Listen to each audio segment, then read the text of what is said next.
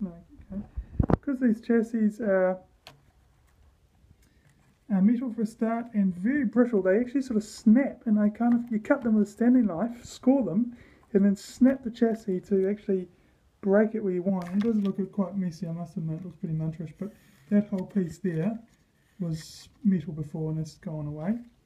And that gives me about 3mm of more room, actually about 5mm of more room to get this lot larger speaker in here. So that's pretty much it. Unfortunate thing is I'm having to use my iPhone, which was playing my dance music before. It was a bit upsetting. It's not quite the same working without the dance music. So let's just go ahead here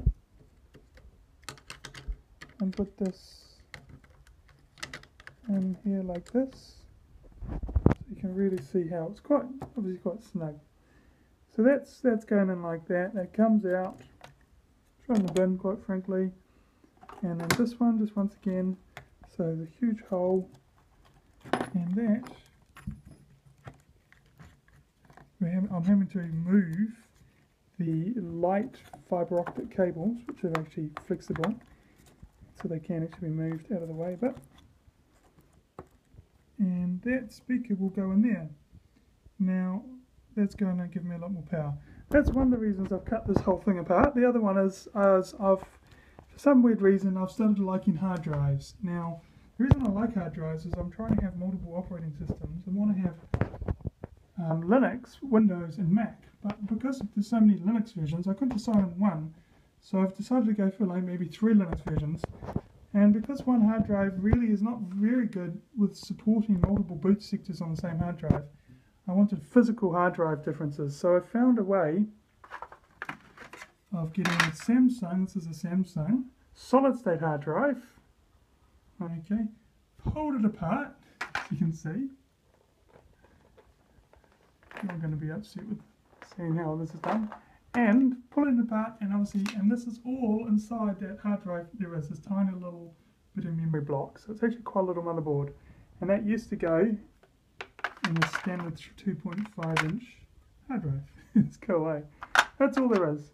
Now it has a standard starter port and a standard power port. Now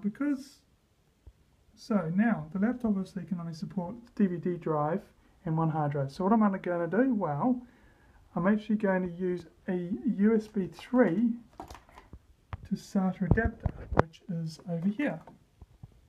So there's my standard hard drive, came with the laptop, and right next to it, sweet peas, is a cute little adapter there, 59 bucks, turns it into USB 3, and that USB 3 will basically run a big cable through the laptop and get soldered into internal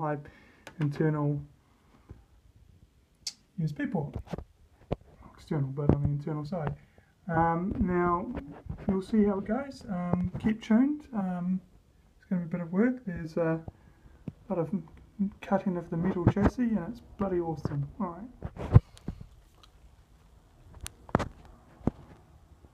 And I'll just show you